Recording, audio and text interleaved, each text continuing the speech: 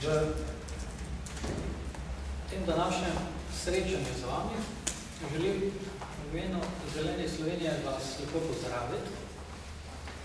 In ena taka ugotovitev, ki se mi je porodila in je mogoče zanimiva, je, da v bistvu tri programsko in svetovno-nazorsko, tudi dokaj različne politične stranke, smo nekako vsaka očitno skozi svoje programske cilje in pa tisto, kar je seveda dobro za ljudi, kar je dobro za državo, ugotovili, da seveda predmet zakon, ki so predmet delske referendumske odločitve državljank in državljanov Slovenije, neustrezni in jih je potrebno iz različnih razlogov na referendumu to nedeljo zavrniti. Zavrniti in seveda dati slovenski vladi, ki ga mora v naslednji rundi upraviti uspešno. To jim bo pa uspelo samo v primeru, ko ne bodo pri sprejemanju tako pomembne zakonodaje, ki vpliva na življenje in delo vseh ljudi, gospodarstva in države, to jim bo uspelo samo v primeru, ko ne bodo izključevali socialnega dialoga, ko ne bodo iz razprav izključevali tudi civilne družbe in ko bo tudi v parlamentu eno večje soglasje, ki bo seveda zagotavljalo, da so rešitve prave in ko bodo ljudje skozi to tudi razbrali, da je tudi vizija države nekako stabilna in vemo, kam ta ladja pluje. V teh kratkih 2-3 minutkah se bom ozrl samo tako nekako skozi presek na tiste ključne zadeve, ki jih Zeleni Slovenije vidimo kot problematične in kot ključne razloge, da seveda smo trikrat proti, ko gre za delski referendum. Fokus slovenske vlade bi po prepričanju Zelene Slovenije moral biti gospodarski, okoljski in socialni napredek države, katere koristi bi seveda posledično imeli vsi državljani in državljanke Slovenije in s tem torej tudi država. V tem kontekstu pa pričujoča zakonodaja, ki je predmet referendumskega odločanja, gre bolj v tej smeri, da bodo bogati tudi več, revni pa še manj. In takšne rešitve Zelene Slovenije zavračamo. Za dobre rešitve, za rešitve, ki torej bi res pomenile tudi izboljšanje za vse ljudi in tudi tisti, ki imajo danes najmanj in so na robu preživetja, bi ljudje gotovo utrpeli. Torej, manjka ta ena vizija in iz tega razloga v Zeleni Slovenije opozarjamo, da seveda stališča, ki se pojavljajo v teh razpravah, če sprejmemo sedaj to zakonodajo, če smo že pripravljeni, pa bomo potem popravljali. Ta zgodba ne pije ne vode in ne vina, ker je mogoče dobra za eno politično opcijo, za ljudi pa ne. In pokojninska reforma, kot tista, ki bi jo prvo omenil, je seveda ena takšna zgodba, kjer Zelene Slovenije pravimo, da je treba probleme reševati, začeti reševati pri glavi in ne pri redu. Namreč, zagotavljanje pokojninske reforme brez dviga učinkovitosti, ko gre za preprečevanje finančnih gospodarskih zlorab, ki posledično prinašajo zasebne koristi in javne izgube, je nesprejemljivo. In v tem primeru velja tudi za pokojninsko reformo, da potrebujemo čiste račune. Glejte, sindikati imajo prav. Iz pokojninske blagajne je skozi zadnje desetletje izginilo zaokroženo nekje 14 milijard evrov. Pravi, ta denar se prelil drugam, v penzijskem skladu. kako naj sedaj ljudje, ki vplačujejo v ta pokojninski sklad, zaupajo ljudem, ki upravljajo z njim premoženje in od katere je odvisna njihova starost, od katere pa seveda tista pokojnina, ki zagotavlja vrednost na starost. Torej gre za odgovornost tudi za upravljanje s temi sredstvi in za plemenitenje teh sredstv. Tega očitno v preteklosti ni bilo. In na drugi strani čiste račune pomenijo tudi to, da ko ugotovimo, če nekdo pravi, v stališču, če treba nekaj spremeniti, ker se ene izogibajo, manipulirajo pri plačili, potem je rešitev preprosta.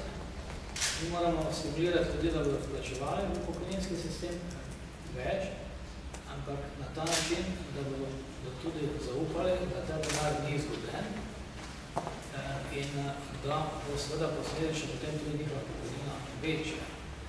Torej, posebni račun je gotovo ena garancija, ki bo v tem primeru bila ta varovalka in ki bo tudi zagotavljala en pregled na tem, koliko je kdo vplačal v ta pokojninski sistem. Očitek, češ, kje pa solidarnost je pri tem neumesten, ker je solidarnost že tako in tako sistemsko vgrajena v sam sistem pokojnine. Res pa je, da ko gre za pokojnine, vidimo, da tudi evropske države to rešuje nekako bolj socialno, bolj z občutkom tudi za ljudi, ki imajo najmanj.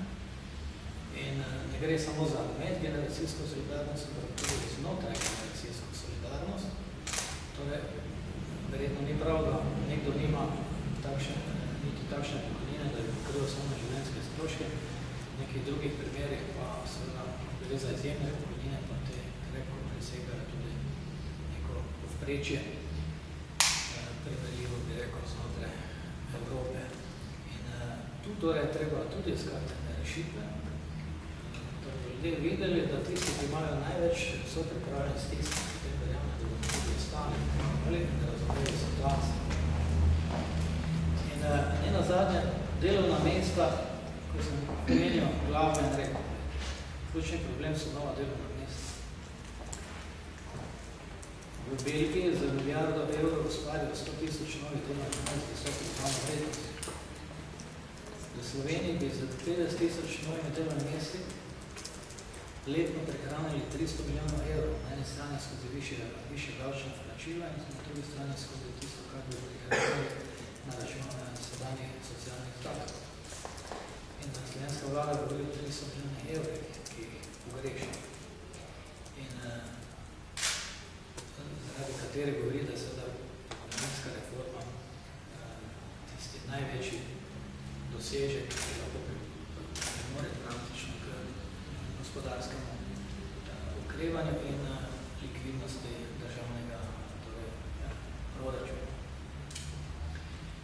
V tej zgodbi na Zelene Slovenije pa še seveda posebej skrbi za zadolževanje, 2,4 milijarde letno nekako.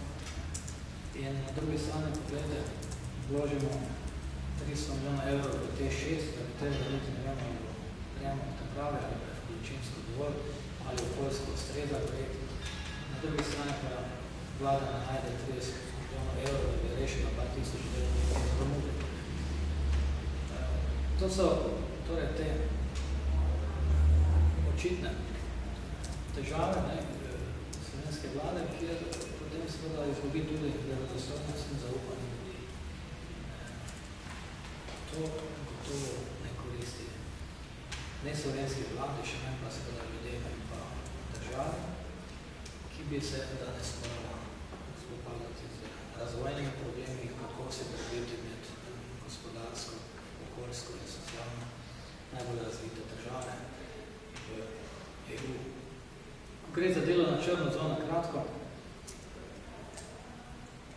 jaz sem že omenil, da bi tistega Falcona, ki že 8 let leži nekje v Hangarju in smo ga drago plačali iz državnega proračuna, davkoplačevalskega denarja, bilo zelo koristno uporabiti tokrat za en sprehod, za eno ekskurzijo naših ministrov v države, kjer so v bistvu te zadeve učinkovito rešili.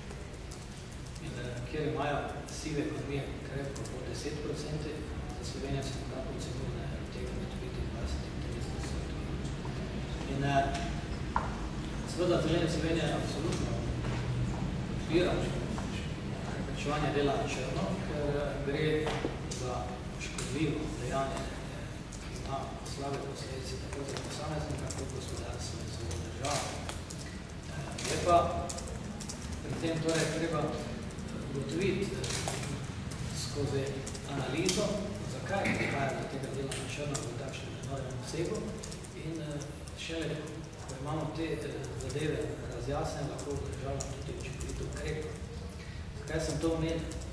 Pred imamo delovno inšpekcijo, seveda tržno inšpekcijo in številne druge inšpekcijske službe, ki obravnavajo tudi to sivo ekonomijo.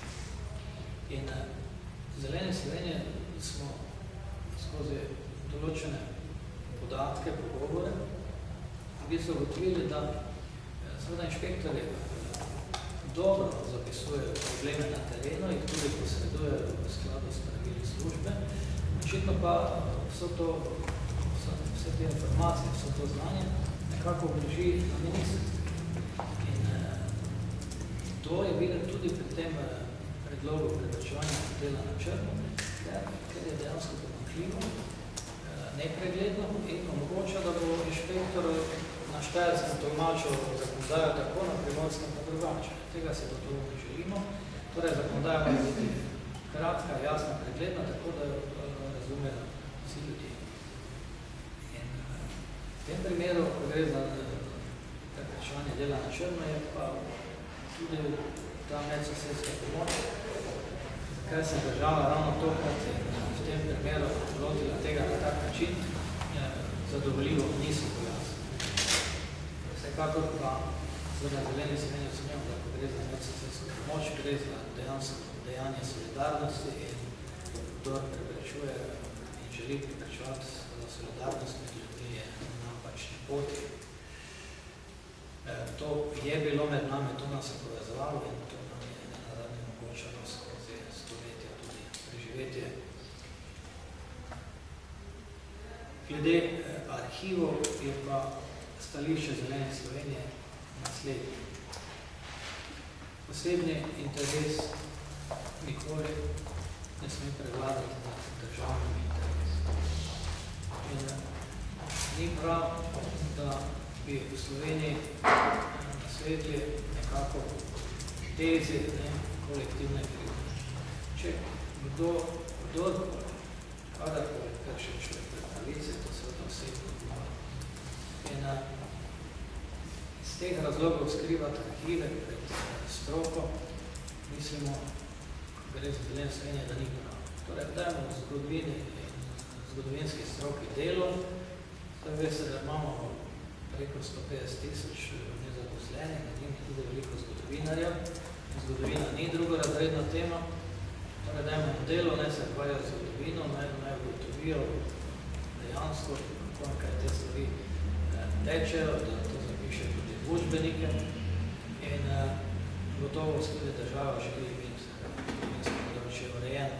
V primeru, da zapiramo arhive, pa seveda tudi to hkrati preprečuje.